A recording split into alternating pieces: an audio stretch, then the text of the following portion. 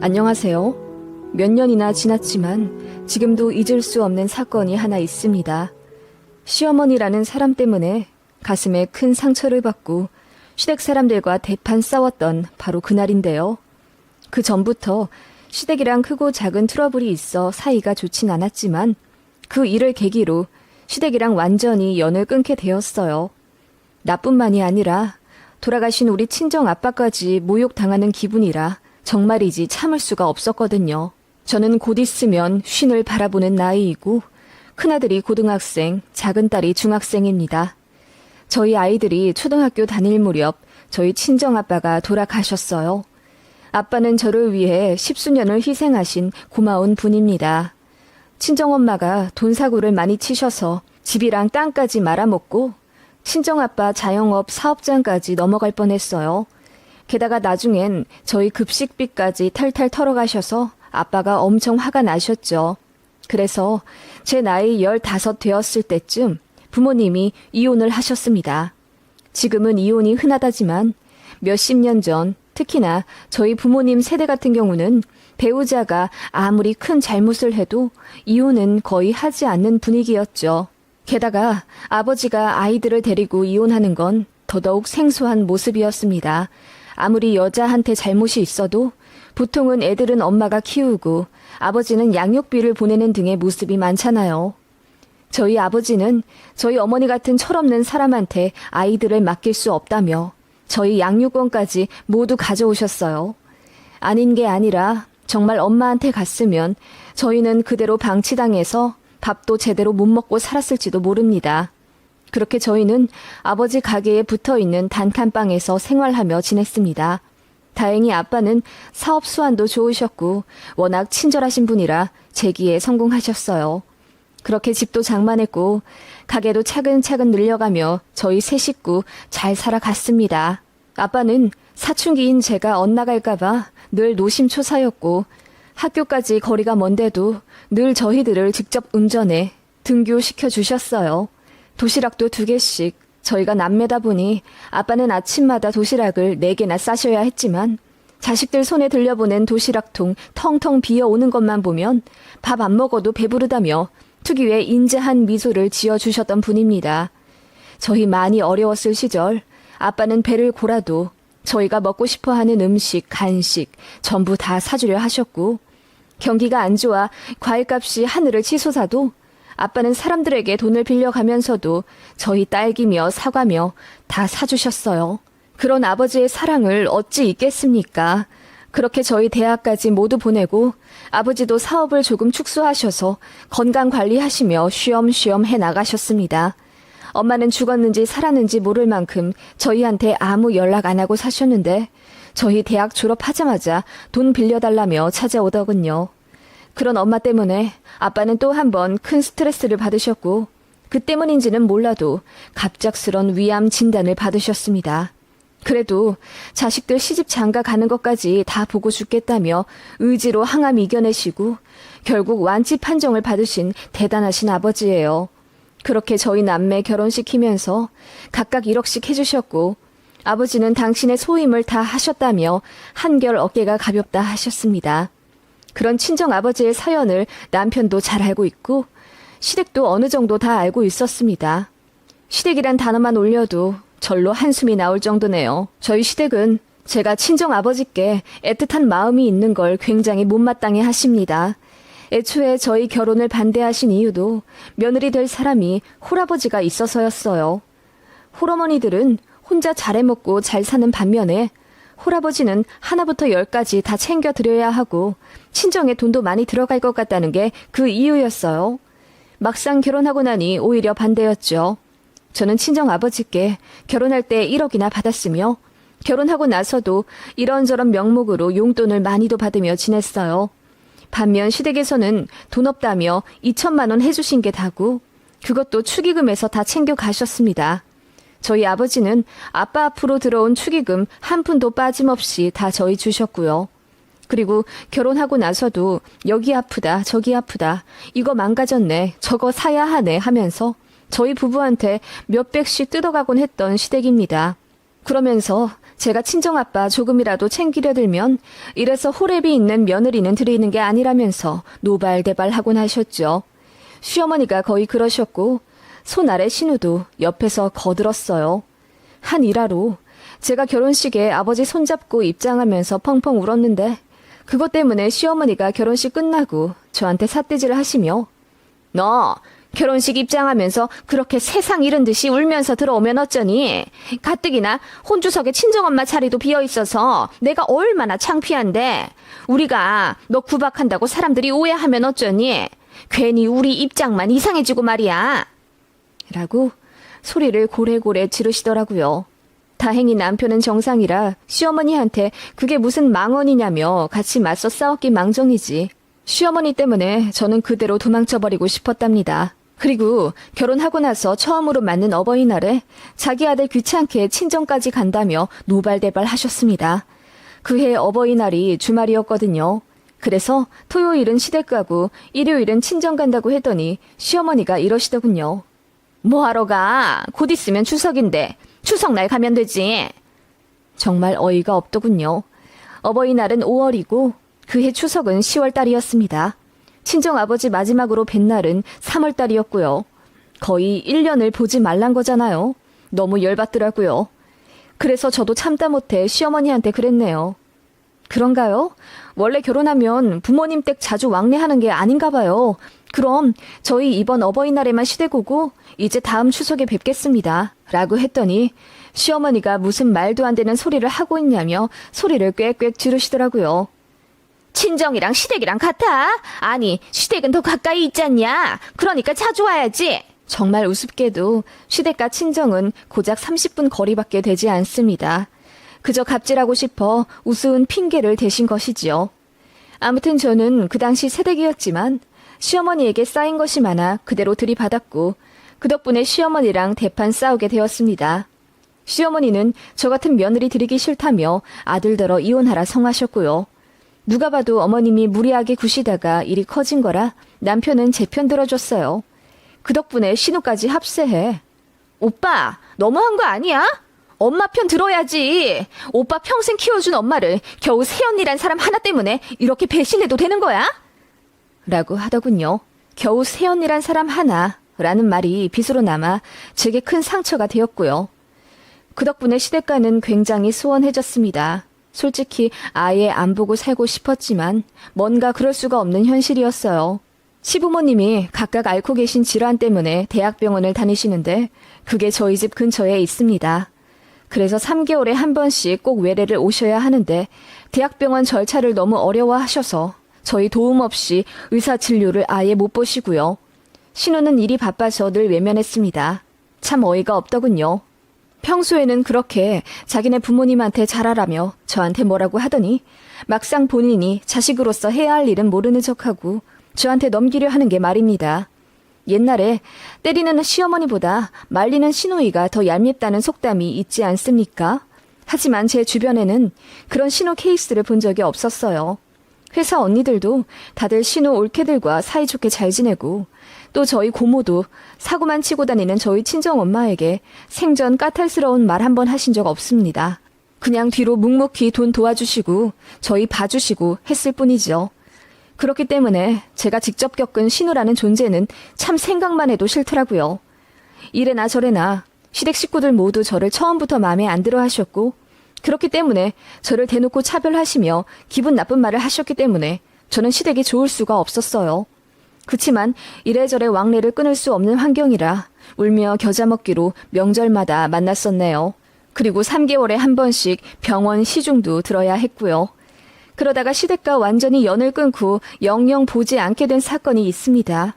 저희 아이들 초등학생 때 일이네요. 그때 생각을 하면 아직 상처가 회복이 되지 않은 듯 지금도 가슴 한켠이 아리옵니다. 친정아버지가 뇌졸중으로 쓰러지셨어요. 그것도 어떠한 전조 증상 없이 어느 날 갑자기 쓰러지셨습니다. 하필이면 늦게 발견되신 바람에 처치가 늦었고 뒤늦게 병원에 갔지만 간신히 생명 유지만 하는 정도에 그치고 의식은 찾지 못하셨어요. 아버지 소식 듣고 너무 충격받아 엉엉 울며 저 혼자 차 끌고 친정 지역 대학병원으로 갔습니다. 애들이 아직 너무 어리기에 아이 아빠가 집에서 봐야 했고요. 일단 저 혼자 출발한 뒤 시댁에 부탁해 아이들 좀 맡기고 남편이 뒤따라오기로 계획되어 있었죠. 그런데 시댁에서 소식 듣고는 정말 어이없는 말을 하더라고요. 시어머니의 그 망언이 아직도 잊혀지지가 않습니다. 그래, 친정아버지는 괜찮으실 거야. 노인네들 많이들 쓰러지고 그러시지 않냐. 그러다 일어나시겠지. 근데 거동이 불편하실 텐데 그건 어쩌냐? 네가 모실 건 아니지 않니? 게다가 똥오줌도 못 가리실 텐데 내가 걱정이다. 라고 하시길래 제가 버럭 소리를 지르며 지금 의식도 못 찾은 아버지인데 무슨 그런 경솔한 말씀을 하시냐고 한 소리 했던 기억이 나네요. 그랬더니 멋쩍은 듯 그냥 한 소리라며 아무튼 아범 너무 고생시키지 말거라. 라고 한마디 하고 끊으시더라고요. 지금 사돈이 돌아가실까 말까한 급박한 상황인데 무슨 똥오줌 이야기를 하고 자기 아들 힘들게 하지 말라는 말을 할까요? 워낙에 생각 없는 시어머니였지만 그날 정말 정이 다 떨어졌습니다. 그렇게 심란한 마음으로 친정 아빠를 마주했는데 산송장처럼 누워있는 생소한 모습에 정말 목 놓아 울었던 기억이 나네요. 그렇게 아버지는 제 얼굴도 못 보고 줄곧 병원에 누워 계셨죠. 이대로 의식을 찾더라도 몸이 불편해질 수 있는 상황이 있다고 의사가 말했지만 그런 거 상관없이 제가 잘 모실 수 있으니 제발 깨어나시길 간절히 빌었습니다. 그러나 불행하게도 수술 합병증이 찾아와 급성 폐렴에 고생하셨고 2번이나 심정지를 겪고 1달 반 만에 결국 저 세상에 가셨어요. 무슨 큰 지병이라도 있었던 아버지였으면 마음의 준비라도 하지 항암까지 이겨내신 분인데 너무 갑작스럽게 보내드리게 되어 꺼이꺼이 울며 어떻게 시간을 보냈는지 모릅니다. 그 와중에 시어머니 또 망언하더군요. 3개월 뒤가 신호의 결혼식이었어요. 그래서 한창 딸 시집 보낼 준비하느라 바쁜 시댁인 건 알겠는데 아무리 그래도 그렇지 사돈이 돌아가신 마당에 꼭 백화점에 들렸다 와야 하나요? 상 치르느라 정신없어 죽겠는데 신우가 자기 예물시계 맞췄다며 그거 손목에 찬 채로 왔더군요. 그것까진 괜찮았습니다. 처음에 위로 조금 해주더니 만난 지 5분 만에 저한테 그 시계 자랑하며 디자인 괜찮냐고 묻더군요. 아버지 돌아가셔서 세상을 잃을 것 같은 슬픔을 느끼고 있는 저에게 그게 할 소리인가요? 같이 온 시모도 처음에는 제 마음 달래준다고 꼭 안아주시고 그러시더니 식사 자리에 앉자마자 저에게 제 어머니부터 찾으시더군요. 그때 저희 친정 어머니는 상갓집 한쪽 구석에 앉아 죄인처럼 마냥 울고 계셨거든요. 저는 그게 참 마음이 아팠는데 제 시어머니는 제 친정엄마를 힐끗거리며 무슨 염치로 여길 왔냐고 중얼거리더군요. 참고로 저희 부모님이 친정어머니 돈 사고 때문에 안 좋게 이혼한 거 시댁에서도 알고 있거든요. 그때는 결혼 전이라 뭔가를 숨기면 오히려 죄책감이 들어 시댁에서 물어보는 대로 다 답해드렸었는데 오히려 그게 치부가 될 줄 꿈에도 몰랐습니다. 시어머니는 그간 제가 뭐 하나라도 사면 그렇게 비싼 걸 사서 어떡해? 가게는 제대로 꾸려나가는 거니? 너희 엄마처럼 돈 흥청망청 생각 없이 쓰는 거 아니지?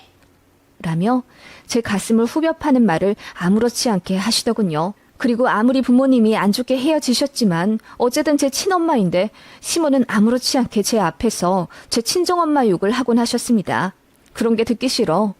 저도 용서한 엄마인데 왜 어머님이 더 나서서 욕을 하고 그러세요? 라고 받아친 적도 있습니다. 물론 참다 겨우 한 말이고 그 덕분에 시어머니가 노발대발 화내셨지만요. 아무튼 그런 시모가 역시나 장례식장에서도 엄마 얘기를 아무렇지 않게 하더군요. 네 엄마 오셨니? 어디 계시니? 아버지 부의금 챙길라. 돈 단속 단단히 해라. 라고 하시는데 그게 아무리 제 생각을 해서 하신 선의의 말씀일진 몰라도 평소 행실을 보면 딱 봐도 비아냥거리시는 거란 걸 잘 알 수 있었죠. 다행히 남편이 대신에 망언하는 시모와 신호에게 한 소리 했기에 망정이지 장례식장에서 시댁 식구들과 또 한 번 거하게 싸울 뻔했네요. 그렇게 아버지 장지까지 마친 후 저는 너덜너덜해진 몸과 마음으로 집에 돌아왔습니다. 한동안 애들도 남편에게 맡기고 저는 휴가 몰았어서 정말 집에서 죽은 듯이 잠만 잔 것 같네요. 그렇게 집에 온 지 1주 정도 흘렀을까? 시어머니가 전화를 하시더군요. 어머, 마음은 좀 추스렸니? 얘기 듣자 하니 잠만 그렇게 잔다던데 몸이 힘들어서 그러니 마음이 힘들어서 그러니? 아, 네. 그래도 요즘은 좀 나아졌어요. 걱정 감사합니다. 걱정이 아니라 그렇게 애들을 아범한테 맡기고 넌 그렇게 잠만 자면 어떡해. 우리 아들한테 얘기 들으니 퇴근하고 나서 자기가 밥 다 하고 애들 씻기고 재운다던데. 애들 학교 가고 학원 가 있을 동안만 자면 되지. 힘들게 일하고 온 우리 아들 또 부려먹어서야 되겠니? 휴가도 다 몰았었다던데. 그러면 진짜 필요할 때 못 쓰잖니. 네 시댁에 급한 일 생기면 어쩌려고. 그렇게 시어머니는 기다렸다는 듯이 잔소리를 퍼부어대기 시작하셨습니다. 아무리 그래도 아버지 돌아가신 충격에 헤어나오진 못하는 며느리에게 할 소리인가요? 그것도 발인한 지 이제 고작 일주일 되었는데요.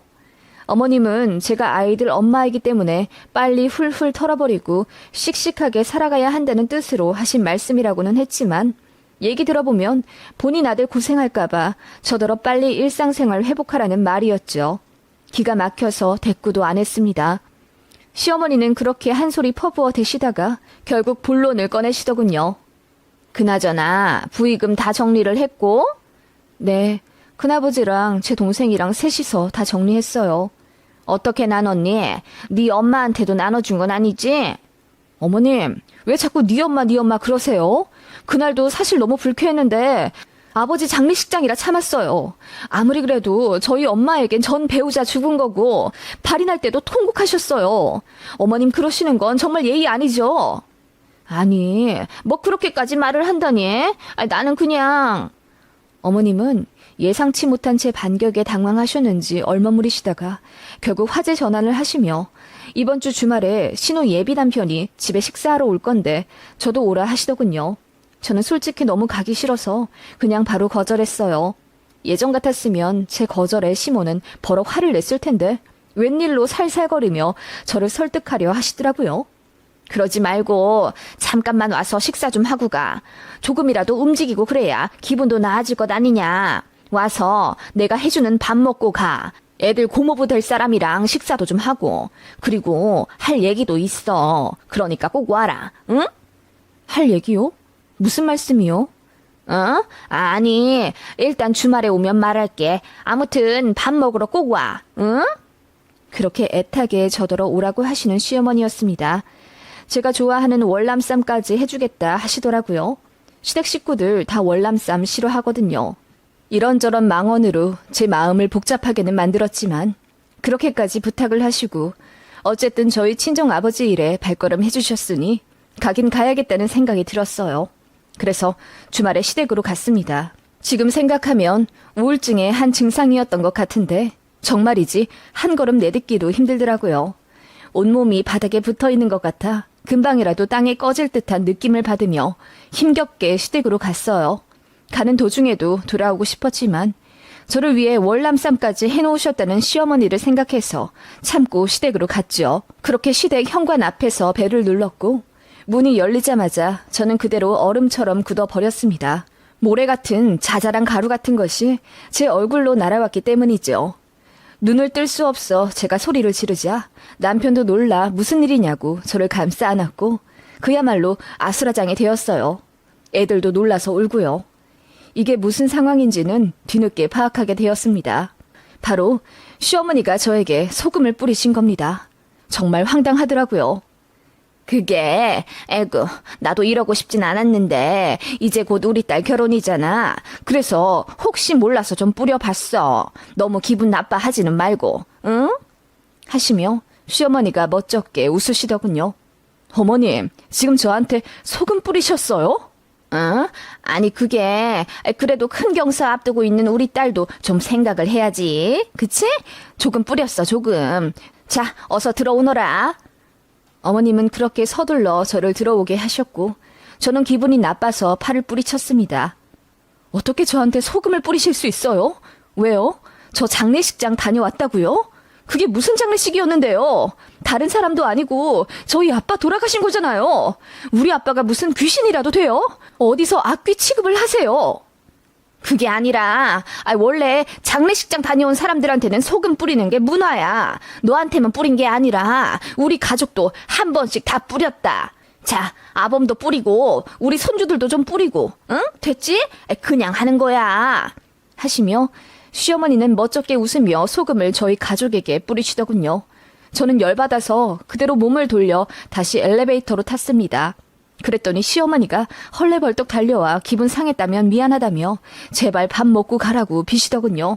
그 소란에 뒤늦게 부엌에서 신우랑 예비 고모부까지 나왔고요.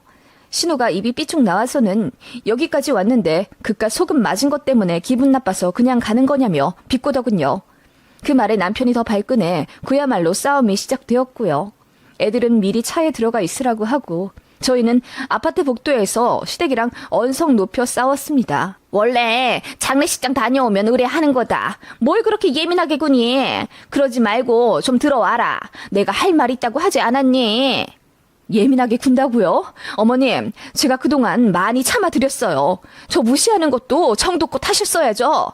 소금까지 뿌리고 싶은 며느리를 왜 굳이 오라고 하신 거예요? 아니, 소금 뿌리고 싶어서 오라 하셨어요? 그게 아니라 밥 먹으면서 가족끼리 좀 중요한 얘기 좀 하고 싶어 그러지. 복도에서 할 얘기는 아니다. 들어와라. 글쎄 안 들어간다니까요.